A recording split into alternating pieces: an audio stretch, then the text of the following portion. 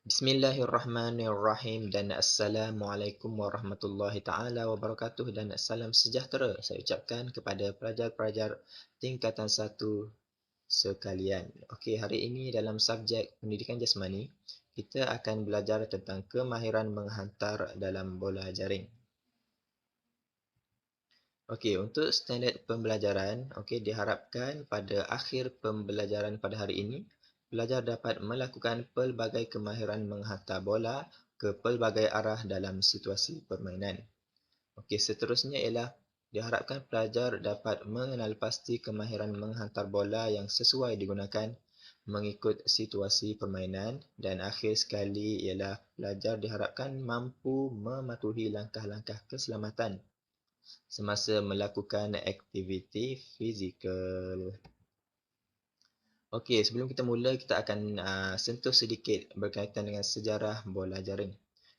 Bola jaring ini adalah sukan berpasukan tanpa sentuhan yang berasal daripada Amerika Syarikat, yang mana menyerupai dan berasal daripada sukan bola keranjang. Okey, sukan ini dicipta pada tahun 1895 oleh Clara Gregory Baird, seorang peneraju dalam sukan wanita. Dan bola jaring ini turut dikenali sebagai bola keranjang versi perempuan. Okey, kita akan pergi kepada saiz bola. Okey, semestinya untuk sukan bola jaring ini kita ada bola lah. Dan saiznya adalah biasanya digunakan ialah saiz 5. Dan bola jaring ni dia ringan dan senang untuk dilontar.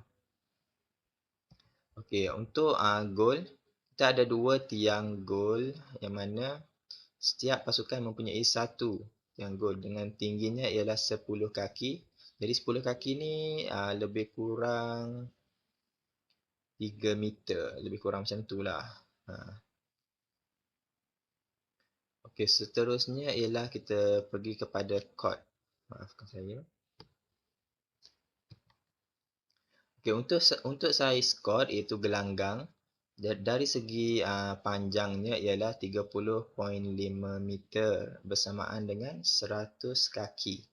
Dan untuk lebar pula ialah 15.25 meter bersamaan 50 kaki, iaitu separuh daripada panjang court. Dan court ni terbahagi kepada tiga bahagian, iaitu kawasan gol, kawasan tengah dan juga kawasan gol. Dekat sini kita akan ada tiang gol tu lah. Kat sini. Dan ni dipanggil kotak D. Okey, sebelum tu kita akan sentuh sedikit berkaitan aspek keselamatan dalam permainan bola jaring. Okey, antaranya ialah memakai pakaian yang sesuai, kasut bertapak getah, paras buku lali dan pelapik lutut. Okey. Apakah maksud memakai pakaian yang sesuai? Okey. Adakah kita bermain bola jaring kita memakai baju kurung, baju Melayu? Tak kan? Jadi, pakaian yang sesuai ni ialah pakaian yang memudahkan pergerakan kita dalam bola jaring. Dan biasanya, apabila kita main bola jaring ni, pakaian ahli pasukan tu akan seragam. Dan mereka dikehendaki memakai bib bagi menentukan posisi yang dimainkan oleh setiap ahli dalam pasukan tu. Okey, seterusnya ialah memastikan kuku jari tangan pendek dan tidak memakai rantai, cincin atau jam tangan. Okey, di sini ialah bermaksud, okey, sebagai contoh kuku. Kuku ni kita pastikanlah kuku kita tu pendek semasa kita bermain bola jaring. Kerana apa? Kerana kita ingin mengelakkan sebarang kecederaan berkaitan dengan kuku dan juga aksesori-aksesori yang kita pakai seperti rantai, cincin dan jam tadilah. Okey. Dan yang ketiga ialah memastikan gelanggang dan semua peralatan yang digunakan dalam keadaan baik. Maknanya kita perlu lihat dulu sama ada dari segi bola tu sendiri, dari segi tiang gol tu, dari segi gelanggang, sama ada gelanggang tu ada rekahan ke, licin ke, ada air ke, ataupun mungkin ada gelembung ke. Jadi boleh mengundang kecederaan kepada pemain lah. Jadi sebagai seorang guru, saya sendirilah saya akan cek dulu court tu sama ada selamat untuk digunakan oleh pelajar-pelajar saya. Okey, kita akan pergi kepada pemain-pemain dalam bola jaring. Okey. Setiap pasukan mempunyai 7 orang pemain yang terdiri daripada GS, GA, WA, C, WD, GD dan juga GK. Okey, apa yang saya sebutkan tadi? GS, GA, WA tadi. Jadi kita akan tengok, okey. Okey, ini adalah posisi yang dimainkan oleh pemain-pemain dalam satu pasukan. Okey, yang terdiri daripada WA iaitu wing attack, GA goal attack dan juga GS goal shooter. Okey, tiga ni terdiri daripada bahagian serangan. Dan seterusnya ialah dari segi pertahanan, kita boleh lihat GK, GD dan WD iaitu goalkeeper, goal defense dan juga wing defense diikuti dengan center. Okey, ingat kita sebagai seorang pemain bola jaring, apabila kita main, kita perlu memakai bib kerana itu akan menentukan apakah posisi yang kita mainkan, okey? Ingat tu. Okey, kita akan pergi kepada satu-satu daripada posisi yang saya nyatakan tadi. Okey, yang pertama sekali ialah GK. GK ni goalkeeper. Jadi tugasnya ialah menjaga bahagian pertahanan yang paling belakang sekali iaitu gol lah. Okay, ini adalah seperti yang kita lihat warna. Okay, warna ni, ini adalah kawasan yang boleh dilalui oleh GK, iaitu kotak D dan juga kawasan gol. Okay, seterusnya ialah GD. GD ni ialah goal defense. Okay, GD ni tugas dia adalah mempertahankan kubu pasukan sendiri. Dan ni adalah kawasan yang boleh dimasuki oleh GD, termasuk kotak D. Maknanya, apabila pemain lawan menyerang, GD ni boleh membantu GK untuk bertahan. Seterusnya ialah WD. WD ni tugas dia sama dengan GD.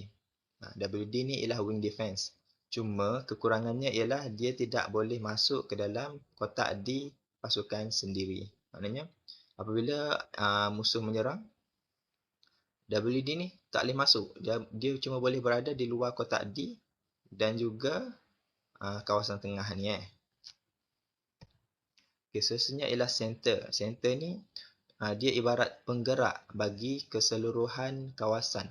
Tapi dia boleh bergerak semua dari ke bawah dan juga ke atas. Tapi dia tidak boleh masuk ke dalam kedua-dua kotak D sama ada pasukan sendiri ataupun pasukan lawan.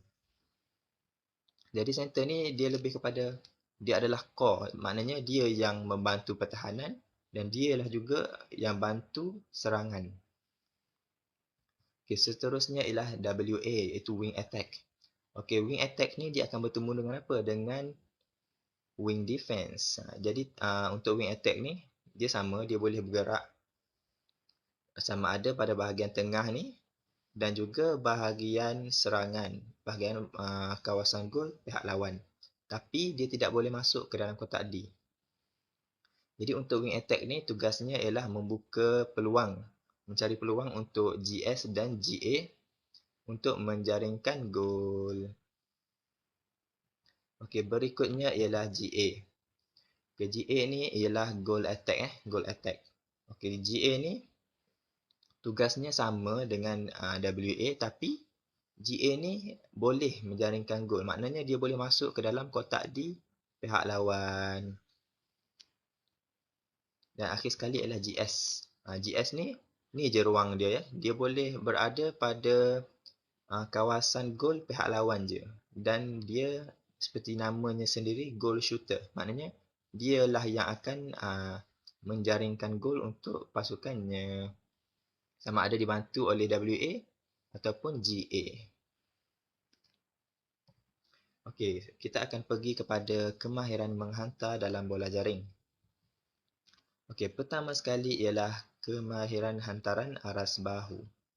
Okey, kemahiran hantaran aras bahu ni adalah sejenis kemahiran yang pantas yang dilakukan untuk menghantar bola secara pantas dan boleh dihantar pada jarak yang dekat dan juga jarak yang jauh.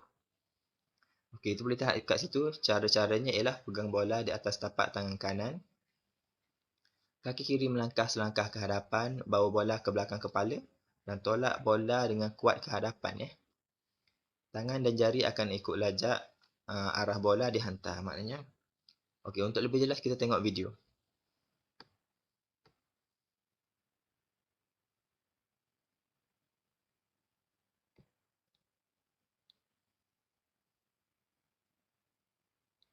Okey, kita boleh lihat dekat sini. Dia punya kaki yang kiri. Dia lempar bola dengan tangan kanan. Jadi, kaki yang berlawanan dengan tangan tu, dia akan berada di hadapan. Okay. Sebelum melakukan balingan ataupun hantaran, jadi dia akan lebarkan tangan dia, akan buka tangan dan terus baling. Untuk mendapatkan momentum lah, daya. Okey, kita boleh tengok kat sini. Okey, untuk permulaan sebelum baling, berat akan diletakkan pada kaki yang belakang. Dan apabila dia ingin melakukan balingan, dia akan pindahkan berat tu ke kaki hadapan. Kita boleh tengok dia punya pergerakan kaki tu. Tu. Okey, untuk fasa ikut lajak, okey, jari akan mengarah ke arah hantaran arah bola bergerak lah. Jadi kat sini kita tengok dia cakap rotate hips and shoulders towards the targets. Maknanya apabila melakukan hantaran, dia akan pusingkan pinggang dan juga bahu dia ke arah bola tu dihantar. Tengok tengok tu. Dia akan pusingkan sedikit lah.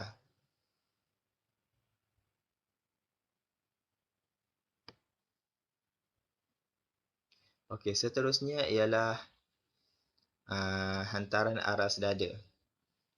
Okey, untuk hantaran aras dada ni, okey, sudah pasti bola tu akan berada pada paras dada. Jadi, pertama sekali jari tangan pemain dibuka untuk mencengkam bola. Maknanya, dia akan buka macam ni tau. Macam ni.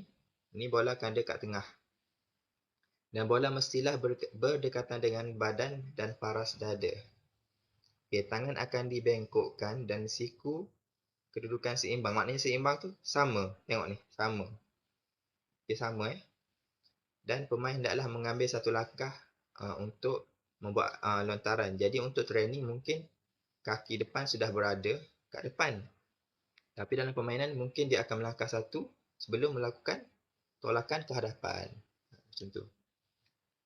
Jadi kita boleh tengok video untuk lebih faham lah.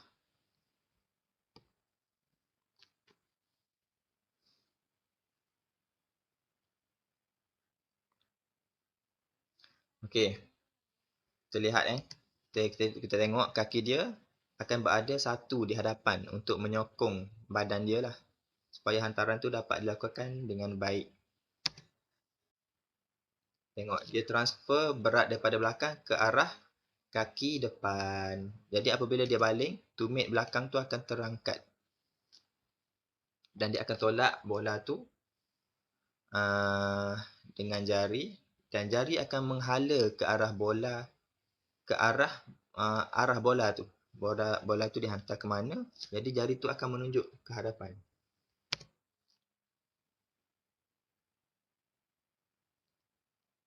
Tengok tu, dia cakap the ball comes out of both hand evenly. Maknanya bola tu keluar secara serentak daripada tangan. Serentak. Dan tengok tu, dia punya thumbs pointing in the direction of pass. Maknanya ibu jari menghala ke arah bola tu bergerak.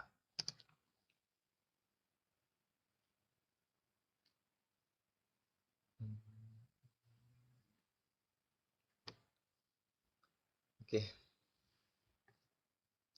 Seterusnya ialah hantaran sisi ataupun bawah bahu. Okey, dengan kata lain, hantaran ini juga dipanggil hantaran paras pinggang. Okay, tekniknya adalah sama seperti hantaran atas bahu yang saya tunjukkan tadi. Cuma pada kali ini bola akan berada pada paras pinggang. Okey, kita akan tengok video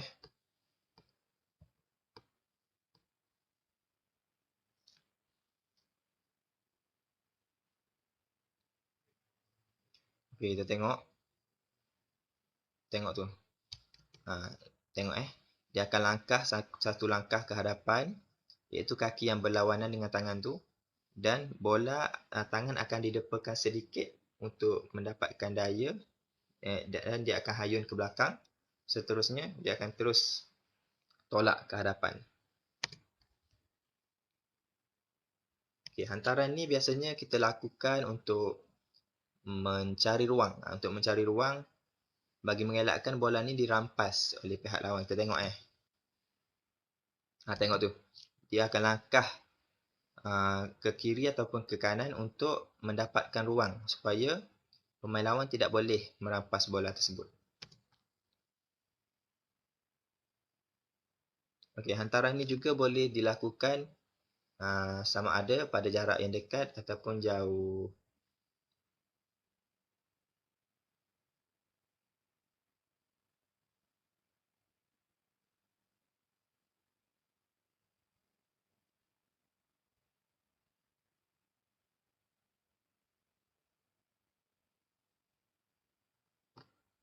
Okay. Seterusnya ialah hantaran atas kepala. Okey, hantaran atas kepala ni memerlukan kedua tangan mencengkam bola, menggenggam bola, maafkan saya, dan membawanya ke paras kepala. Maknanya, siku tangan dibengkokkan dan pemain menolak bola ke atas sekuat yang mungkin. Okey, hantaran atas kepala ni biasanya digunakan untuk melakukan hantaran yang jauh. Jadi, dia menggunakan hantaran yang tinggi supaya bola tersebut tidak dapat dijangkau oleh pihak lawan. Okey, makna siku tangan dibengkokkan dia macam ni tau. Apabila pegang bola tu, bola akan berada di belakang kepala dan siku dibengkokkan. Tengok video lah untuk lebih jelas.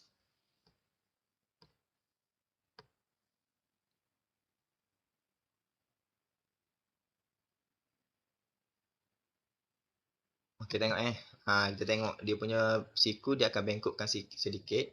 Bola tu akan berada belakang sikit daripada kepala sebelum dia langkah dan lontar bola tu ke arah rakan dia. Tengok. Tapi dalam video ni dia lontar agak rendah dan sebenarnya dia boleh buat lagi tinggi lah.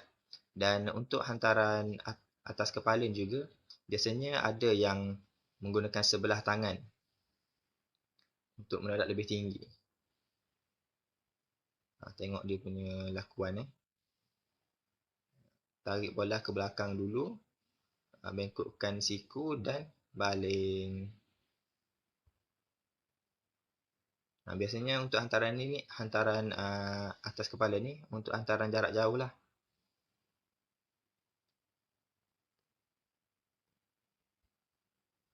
Okey, seterusnya ialah hantaran lantun. Okey, hantaran lantun ni memerlukan kedua belah tangan memegang bola pada aras dada. Jadi sama je dengan hantaran dada, tapi bola tu dilantunkan ke lantai, bukan terus kepada rakan sepasukan. Okey, untuk hantaran lantun juga dia boleh dilakukan sebelah tangan. Sebab apa kita buat macam tu? Sebab kita nak mungkin digunakan untuk sebagai trik untuk mengelakkan pihak lawan merampas bola, ataupun sebagai contoh, okey, kita akan tengok video untuk lebih faham.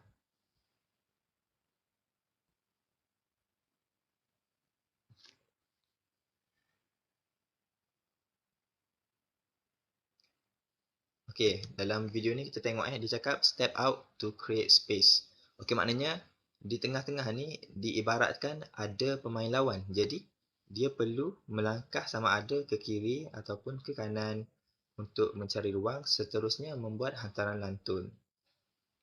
Okey, jadi pemain A, ni pemain B Jadi kat tengah ni andaikan ada seorang pemain lawan. Tengok Tengok dia akan langkah pada arah yang dia nak. Contoh kalau dia nak ke kanan, jadi dia akan langkah dengan kaki kanan lah. Dan bola tu akan ditarik sedikit dan pergerakannya adalah sedikit sama dengan hantaran paras pinggang tadi, iaitu hantaran sisi tadi. Tengok lepas tu dia punya jarak lantunan tu ialah 2/3, maknanya 2/3 daripada pemain A dan juga pemain B. Kena 1, 2 dan 3. Itulah ibaratnya. Jadi dia akan letak 1, 2 di sini. Apakah tujuan 2/3 tu? Sebab kita tak nak bola tu sekiranya lebih dekat dengan penghantar, bola ni akan melantun lebih tinggi dan menyusahkan pemain rakan sepasukan untuk menangkap. Jadi apabila dia buat macam ni 2/3, bola tu akan sampai pada paras pinggang. Tengok nampak tak? Dia akan cantik lah hantaran bola tu. Dia tak akan pergi terlalu tinggi dan terlalu rendah. Tengok dia punya pergerakan. Tarik langkah dan baling ke lantai. Okey. Okey, itu saja untuk kemahiran menghantar pada hari ini. Terima kasih kerana sudi mendengar. Untuk pelajar-pelajar sekalian, kuis akan menyusul ya. Terima kasih.